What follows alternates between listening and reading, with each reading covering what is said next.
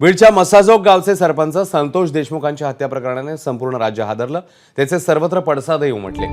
उपमुख्यमंत्री अजित पवारांनीही देशमुख कुटुंबियांची भेट घेतली आहे। दरम्यान या प्रकरणात राजकीय हस्तक्षेप होणार नसून कुणीही मास्टरमाइंड असेल तरी सोडणार नाही असं आश्वासन अजित पवारांनी दिलंय। यानंतर अजित पवारांनी परभणीतील सूर्यवंशी कुटुंबियांची सांत्वनपर भेट घेतली।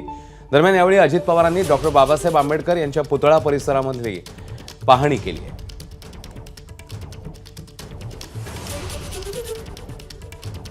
उपमुख्यमंत्री अजित पवार यांनी बीडमधल्या मसाजोगचे सरपंच संतोष देशमुख कुटुंबियांच्या भेटीसाठी गेले असतानाच त्यांना धनंजय मुंडे आणि वाल्मिक कराड यांच्या संदर्भात प्रश्न विचारण्यात आले। मात्र यावर अजित पवारांनी अंधार होण्यापूर्वी हेलिकॉप्टरने लातूरला पोहोचण्याचं कारण देत या ठिकाणून काढता पाय घेतला। दरम्यान अजित पवार सगळी माहिती न घेता लगेचच तिथून निघून गेले असा आरोप बीडच्या स्थानिकांनी केला।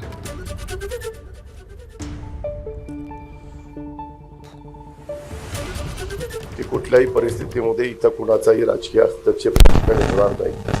हे जे दोषी असतील त्यांच्या पूर्णपणे संपूर्ण चौकशी व्यवस्थितपणे करून त्या दोषींना फाशीची शिक्षा होईल आणि पुढच्या सगळ्यांच्या संदर्भात त्याचा मास्टर माइंड देखील कोण असेल तर त्याला देखील त्याच्यामध्ये सोडलं जाणार नाही। आमच्या गावात घटना घडून 13 दिवस झालेत। आले ते पण ते आले ते कशासाठी आले हे आम्हालाही अजून समजलं नाही। आम्ही आहे त्या ठिकाणीच आहोत अजून पण त्यांनी आमच्याशी थोडासा संवाद करायला पाहिजे होता किंवा 2 मिनिटं म्हणणं तरी ऐकून घ्यायला पाहिजे होतं। त्या संध्याकाळपर्यंत राहिलेले 3 आरोपी अटक झाले पाहिजेत आणि लवकरात लवकर फास्ट ट्रॅक मधून जर घेतलं नाही तर ही जनता आणि ह्या महिला भगिनी ज्या तुम्ही लाडक्या बहिणी म्हणून ज्या बाहेर आणलेल्या आहेत तर त्या लाडक्या बहिणी तुम्हाला कच्चं सोडणार नाही। अजित पवार हे या धनंजय मुंडेला आणि वाल्मिक कराडला वाचवण्याचा प्रयत्न करतात। तुम्ही फक्त इथं येऊन आमच्या तोंडाला पानं पुसून तुम्ही इथून निघून गेलात।